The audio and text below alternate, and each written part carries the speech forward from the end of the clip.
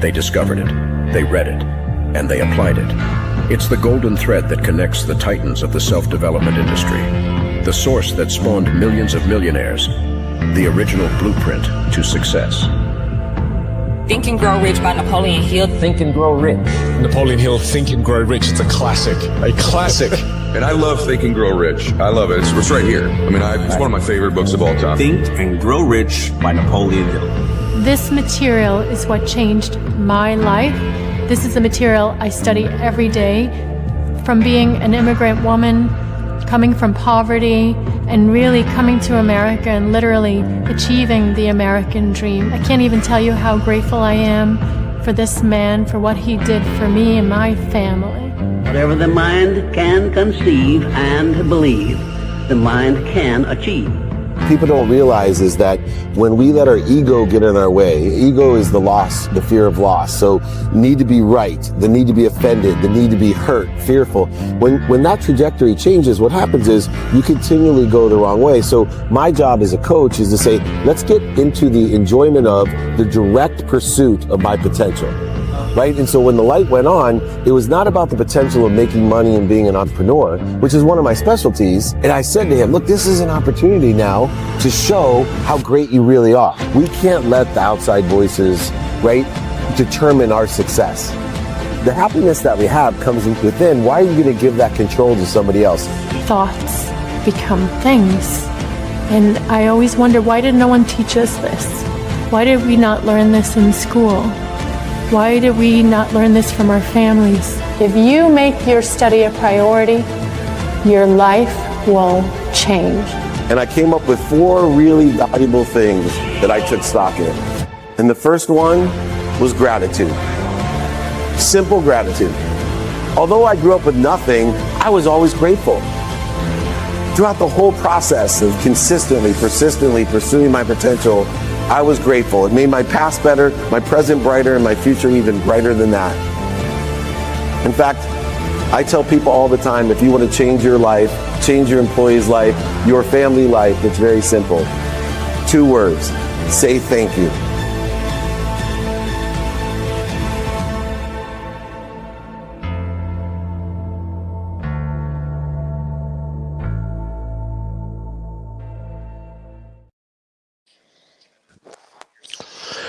Good morning, everyone. Thank you so much for joining us for our Napoleon Hill training. I got Nick Awam here setting the room, so we'll put him right in. Jackson, Florida for a meeting with the Aspire Business Tour team, and then off to New York City for another VIP dinner, an investor dinner, and then closing up the month of November in Columbus, Ohio, which of course will be with our Aspire Business Tour family. So ladies and gentlemen, if you guys would like to join us on the road, make sure to join our text community so you get the reminders on where we're going to be. And that's just 949-298-2905. Once again, just 949-298-2905. Now, without further ado, Mr. Meltzer, I'm officially turning it over to you to get us started with today's Napoleon Hill Institute training, Measuring a Life Well Lived. Measuring a life well lived is something we all want to do, and I want to appreciate Nick for setting the room. If you want the guide or exercise from today, just email me, david@dmeltzer.com. Any other exercises or guides that I have, just email me, david@dmeltzer.com. We'll be happy to send you that as well. So let's get started here. Very good. I got the Napoleon Hill weekly training, Measuring a Life Well Lived, and we are blessed. Nick, come here, Nike. Look, I just got to show him this. This is cool. Come here, Mike. Come here. That a boy. See, look, you can do that. How cool is that? All right, cool. All right, here we go. Who here wants to live a life that's fulfilled, passionate, purposeful, and profitable? Well, you can't unless you know what you want. Most people are running hard without asking the question that matters. Are we actually living well, or am I just performing well? We've been taught to measure our worth in money, speed, titles, and volume. how fast we're growing, how much we're producing, how many people are watching. But that scoreboard is incomplete. It leaves out peace, it leaves out presence, it leaves out impact, and it leaves out truth, which then leaves out your potential. This training is about building a different scoreboard, one that measures a life well lived, not just a career well built. We're going to get crystal clear on what matters to you personally, your energy, your health, your joy, relationally, who you're doing life with, and how you're showing up for them. And most importantly, today in business, professionally, the value you create and the legacy you're leaving through the activity that you get paid for.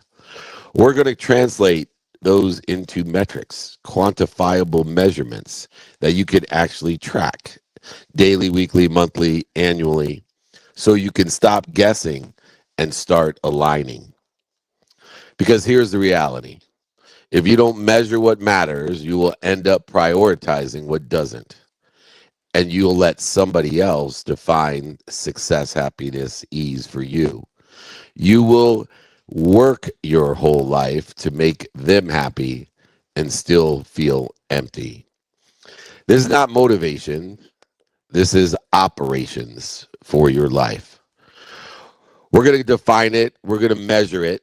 We're going to ritualize it. And then we're going to teach you how to lead with it in your family, your team, your organization, and your community. The first lesson in understanding what matters is defining your own scoreboard. You got your own dashboard. You can define it. You can create the categories. You can create the what's. And if you don't define what a life well lived means to you, you'll spend your entire life chasing somebody else's version of success and always feel incomplete and empty. So many founders I work with hit their revenue goals and get the house, the car, the pony in the backyard, the trip around the world, and the watch, but yet they still feel anxious when they're alone. They're sitting alone in their trophy room, sitting alone in their security deposit, but none of it was built on what they actually valued. It was built on what they wanted other people to think, what looked good. Alignment is greater than appearance. Fulfillment is not accidental. You have to declare what matters: peace, health, presence, impact, or you'll default to what's loudest in your life: status, money, approval, material items, buying things you don't need to impress people you don't like. We need to clarify our definition of a life well lived. Put it into your own words. Include how you want to feel, how you want to show up for people, and what you want to be remembered, reminded, and recollected for, not just what you want to own. Define your own scoreboard, create your own dashboard, quantify the passion, purpose, and profitability. Lesson 2 in living a life that matters is, no doubt, because time is my love language, your calendar is your truth. We say family first. We say health matters. We say service matters. But our schedule exposes what we actually prioritize, what we pay attention to, and what we give intention to, do, say, think, feel, and believe within the context of your calendar equals the coincidences, the coinciding of what actually matters. If your time does not match your values, you're out of alignment, you're out of integrity. So many executives that I work with tell their children they're doing it all for them, but there's no time on the calendar to be with them without a phone in hand. Everyone feels that gap, including the executives that I work for. I just put on The Cat's in the Cradle and The Silver Spoon to remind, remember, and recollect with those executives what's really matters: health, family, service. Do you have non-negotiables in your calendar that are aligned with what truly matters, the truth? Do you spend a minimum amount of time on your sleep, on your health, on your family and relatives? Are you spending a minimum amount of time on your faith, on the study of time, on the study of relativity or meaning that you give that time? And also, are you spending enough time on your financial stability and alignment with what's doing well or what you think is doing well? I believe not only is the calendar the truth, the calendar is your scoreboard. We could talk about values or we can allocate time to them. A minimum amount of time every day, non-negotiable, no matter what the circumstances are. 7 days a week. No need to go off the grid because 2 minutes a day is worth 2 hours on a Saturday. You can go off the grid for the rest of the day. Same goes true when you have activities you get paid for. Spend a minimum amount of time vacationing every day. It is only these criteria, these priorities that will create alignment, action, and adjustment to the non-negotiable circumstances and negotiable activities that you have. We need to block non-negotiable time every single day, every week, month, and year for recovery, connection, and service. Treat those blocks with the same intensity that you treat the Michael Jordan rule or investor calls or client deadlines.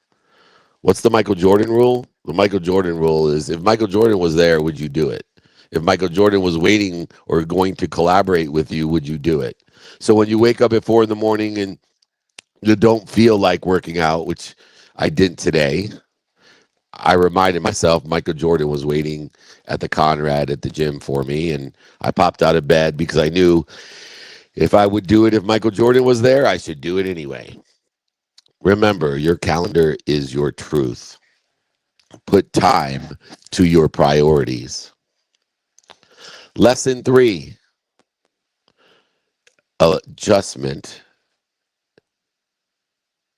course correct, not when you're on fire.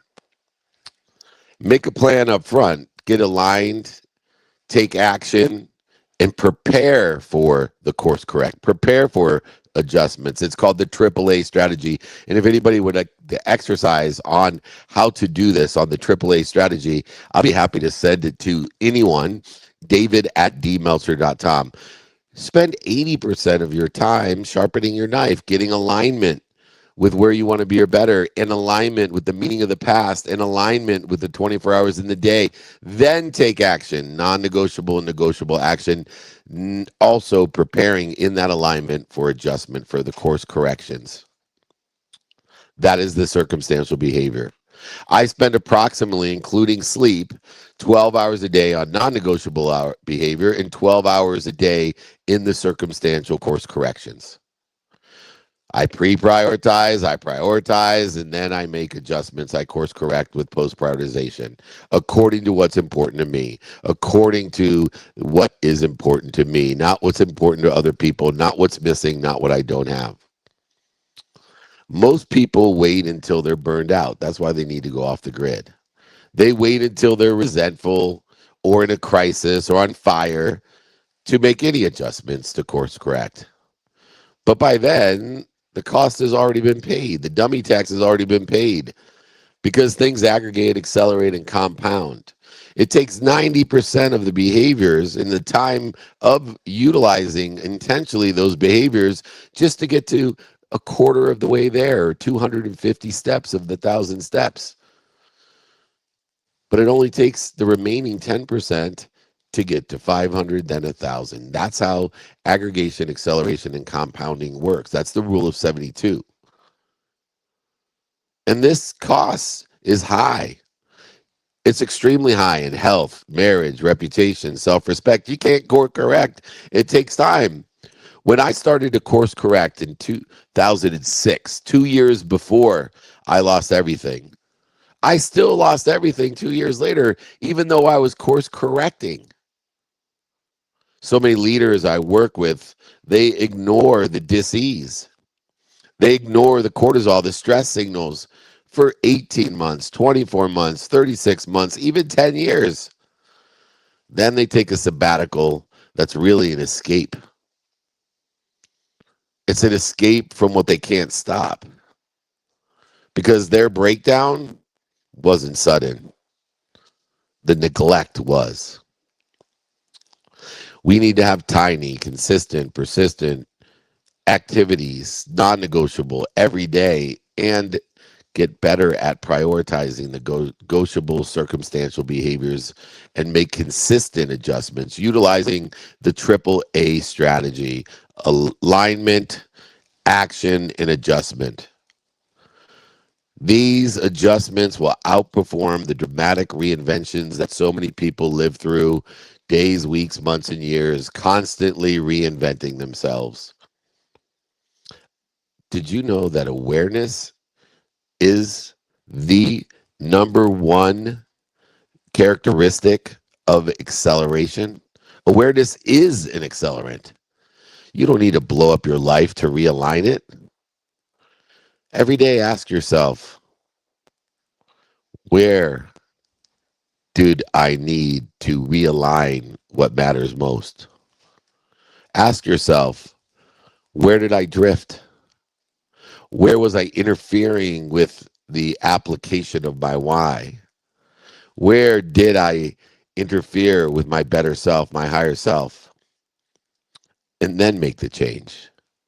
Make the tiny change every minute, hour, day.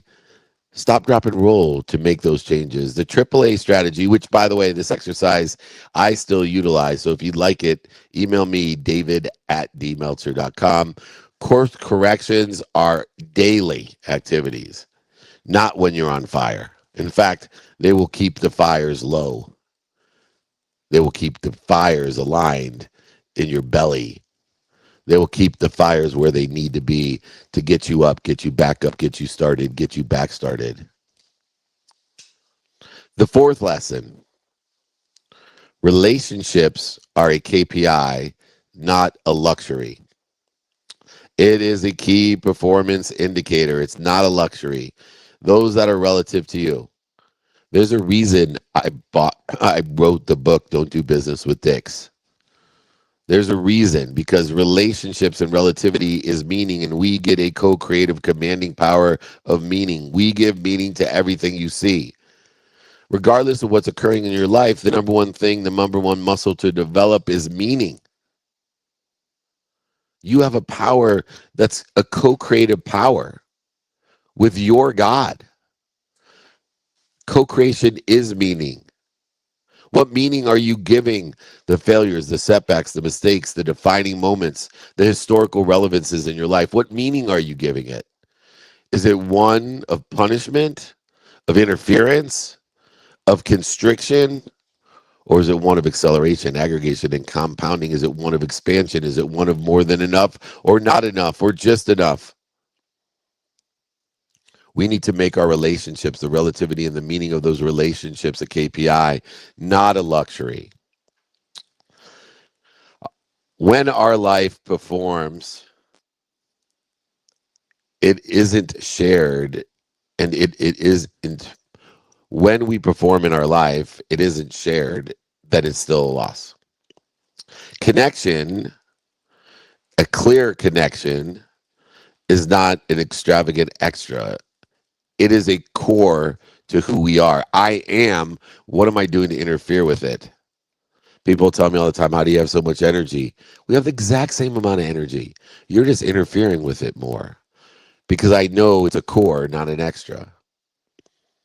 Isolation. If you're sitting in your trophy room alone every day, isolation is one of the most expensive forms of success. Don't do it. Don't sit in that trophy room alone. I'm telling you. It is one of the key contributors to depression, anxiety, interference, the need to be right, offended, separate, inferior, superior, anxious, frustrated, angry, guilty, and resentful, all the interferences that we are experiencing today at a different level.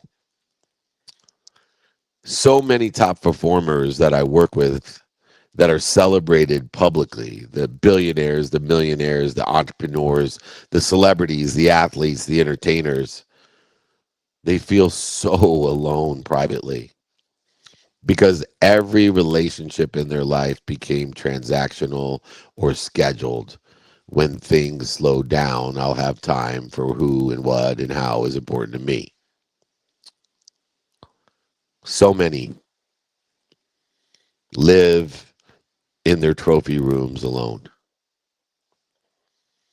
What we need to take hold of is love and trust, awareness and presence, and repair can and should be measured. As we are measuring the amount of time that we are interfering with the pursuit of our potential. If we don't measure them, we'll convince ourselves we're showing up when we're actually just checking in. I'm going to repeat that. If we don't measure them, we'll convince ourselves we're showing up when we're actually just checking in. And I see parents do that all the time with their children. Don't check in. Show up. Show up every day for a minimum amount of time. I spend a minimum of 2 minutes with my three daughters. They're 26, 24, and 21. A minimum of 2 minutes a day. Sometimes it's 2 hours. Sometimes it's even 20 hours. But every single day I let them know I love you. I'm proud of you. And I always have your back. By the way, I'm a fairly good negotiator. I asked for 5. They only gave me 2. So genetically or energetically, they must have inherited some extraordinary negotiation skills because they, once again, out leveraged me.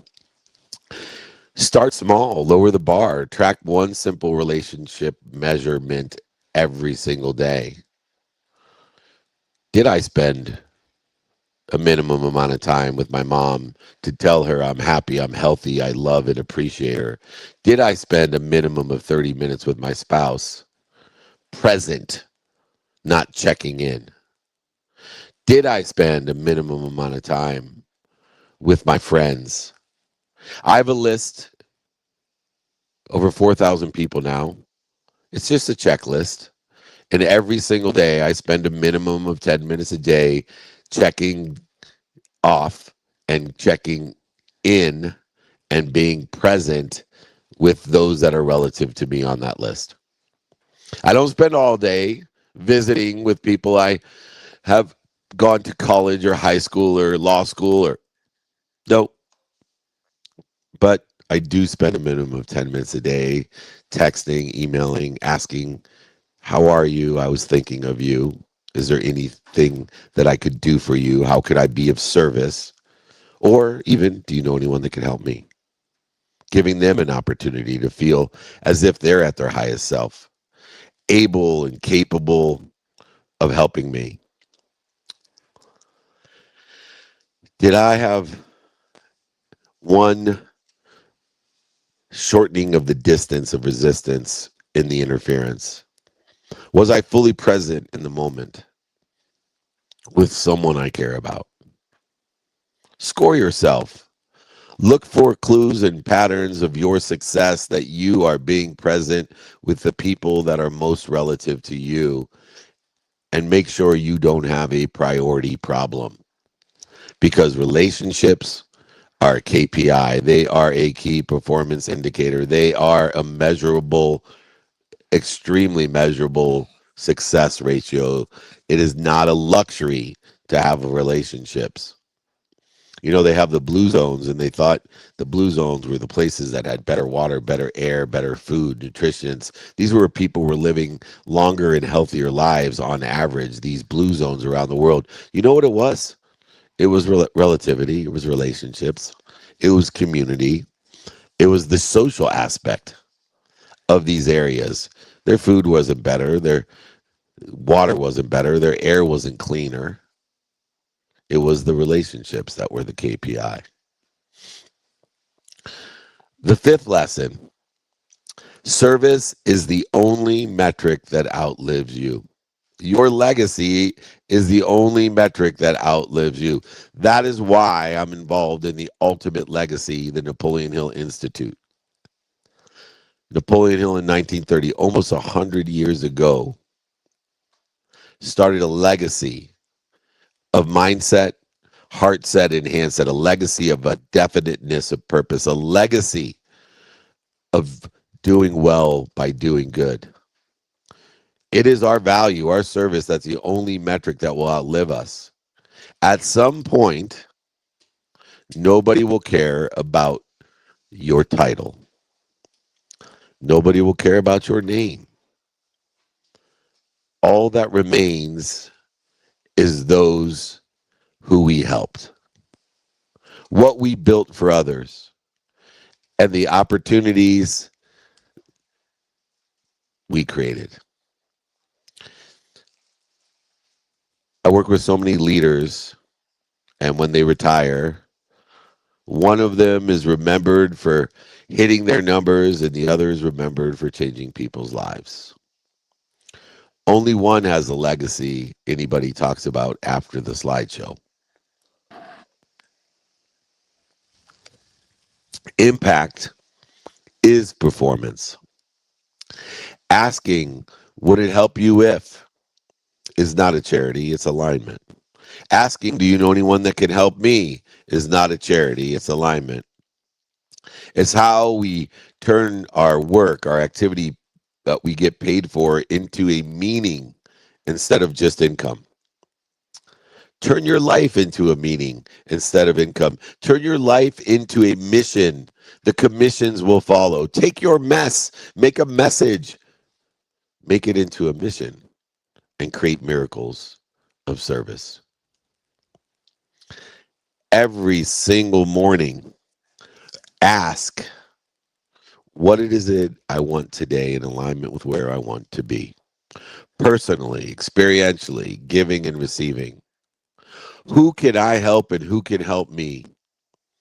How best can I get this done to turn these activities I get paid for, I don't get paid for, my sleep, activities that are non-negotiable and negotiable, how can I turn them into meaning instead of just income? Ask and write down the people you're empowering to empower others, to empower others. And if you can't name anyone, you're a drifter.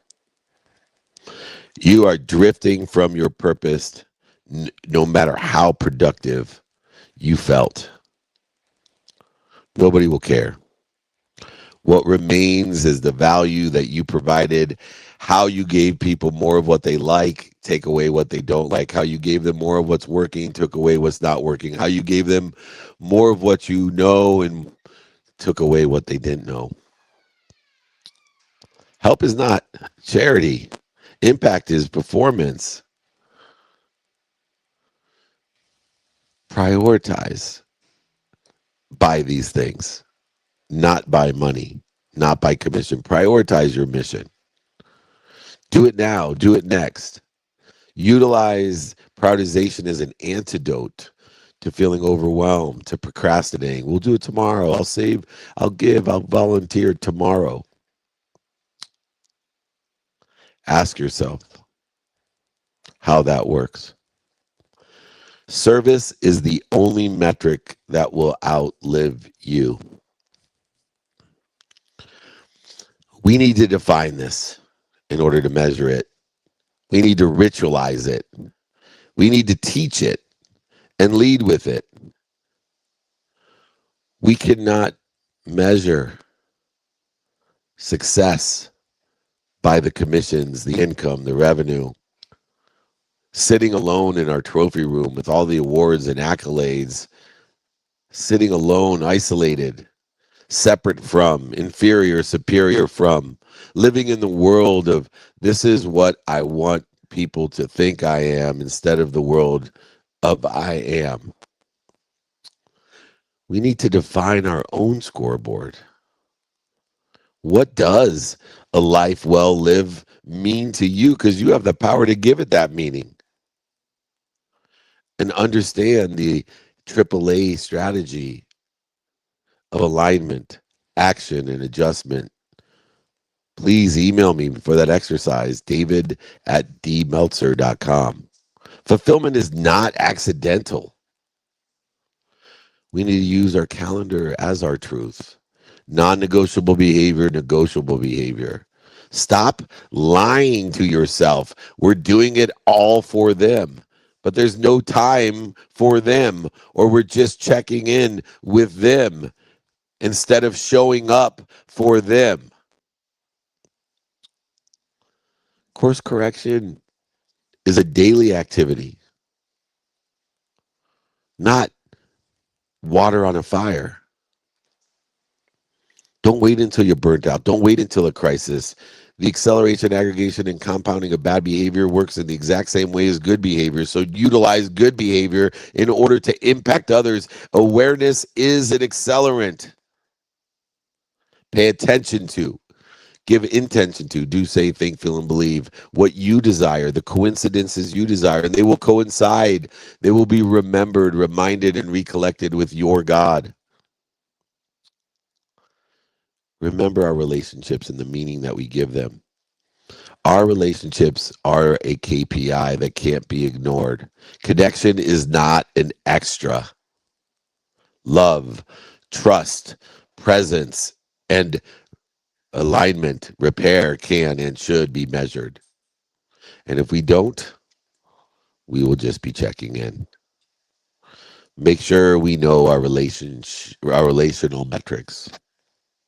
And finally, legacy is the only metric that will outlive you. Service is the only, impact is the only metric that will outlive you. At some point, nobody will care about you. What will remain is who you helped and what you built for others and how many opportunities, options, and touches of favor that you have provided for others. A life well lived is not a concept. It's a practice. It's a ritual. It's behaviors. Fulfillment, passion, purpose, and profitability is not luck. It's built. You now have the framework. Define what matters. Measure it honestly. Embed it into your calendar. Be a student of that calendar. Review it regularly and lead others with it. That's how we'll stop reacting to life and start designing it. That's how you move from performance for approval to performance with purpose. From this point forward, you don't get to say, quote unquote, my family matters, if they're never on your calendar. If you don't have a minimum amount of time on your sleep, your health, your family, your faith, your relativity studies, your time studies, and your finance. We don't get to say health matters if recovery is optional. We don't get to say impact matters if service never leaves your mouth and makes it into your behaviors. Our scoreboard doesn't lie. And that's a gift, not a threat. Because now we can course correct before you crash, before you burn out. Our legacy will not be what we have accumulated. Our legacy will be who you became, who you lifted, and how consistently you lived in alignment with what you said was most important. So the work now is simple. Protect your standards. Build your rituals. Review your alignment. And serve people every day. And if we can do that, we won't just be successful. We'll be happy, healthy, wealthy, and worthy, and be able to figure out what we're doing to interfere with it. This has been the Napoleon Hill Institute weekly training, Measuring a Life Well Lived. If you would like the exercise and guide, please email me directly, david@dmeltzer.com, and I will send that right out to you, david@dmeltzer.com. We are blessed, as always, to be here. We are in Las Vegas in the next 2 days. We have a VIP dinner and meetup, holding court, filming season 9 of Office Hours. Come by the Win, come in the lobby, come say hello. The next 2 days we'll be there all day. Then we will be at the Titan Studios with the #1 show on Cheddar. Go fund yourself, filming that. Then to New York, come and visit us, a VIP dinner in New York, and speaking, meeting, holding courts, the 1% event. I'll be keynoting. Then I'll be flying down to Jacksonville, Florida for a meetup holding court with the Aspire executives. Then back to New York for an investor VIP meeting and dinner. come and join us if you're looking for investors. If you are an investor, come to our VIP dinner in New York, then to Rhode Island for a meetup in Holding Court, then to Columbus, Ohio for the Aspire Business Tour, the #1 business tour. Goggins, Kevin O'Leary, Gary V, Ed Milet, myself, Eddie Wilson, and Andrew Cordell on tour. Blessed to be part of it and blessed to have you come and meet up with us there. We'll be speaking at 9:40 a.m., our diamond lunch, our meetup, our VIP dinner, Holding Court, interviews, all that day in Columbus, Ohio. Email me if you want the exercises guide. Email me if you need anything. David at dmeltzer.com. David at dmeltzer.com. Thank you to the Napoleon Hill Institute. Measuring a life well lived. They discovered it, they read it, and they applied it. It's the golden thread that connects the titans of the self-development industry, the source that spawned millions of millionaires, the original blueprint to success. Think and Grow Rich by Napoleon Hill. Think and Grow Rich. Napoleon Hill, Think and Grow Rich. It's a classic. A classic. And I love Think and Grow Rich. I love it. It's right here. I mean, it's one of my favorite books of all time. Think and Grow Rich by Napoleon Hill. This material is what changed my life. This is the material I study every day. From being an immigrant woman, coming from poverty, and really coming to America and literally achieving the American dream. I can't even tell you how grateful I am for this man, for what he did for me and my family. Whatever the mind can conceive and believe, the mind can achieve. People don't realize is that when we let our ego get in our way, ego is the loss, the fear of loss. So need to be right, the need to be offended, the need to be hurt, fearful. When that trajectory changes, what happens is you continually go the wrong way. So my job as a coach is to say, let's get into the enjoyment of the direct pursuit of my potential. Right? And so when the light went on, it was not about the potential of making money and being an entrepreneur, which is one of my specialties. And I said to him, look, this is an opportunity now to show how great you really are. We can't let the outside voices, right, determine our success. The happiness that we have comes within. Why are you going to give that control to somebody else? Thoughts become things. And I always wonder, why did no one teach us this? Why did we not learn this in school? Why did we not learn this from our families? If you make your study a priority, your life will change. And I came up with 4 really valuable things that I took stock in. And the first one was gratitude. Simple gratitude. Although I grew up with nothing, I was always grateful. Throughout the whole process of consistently, persistently pursuing my potential, I was grateful. It made my past better, my present brighter, and my future even brighter than that. In fact, I tell people all the time, if you want to change your life, change your employee's life, your family life, it's very simple. 2 words, say thank you.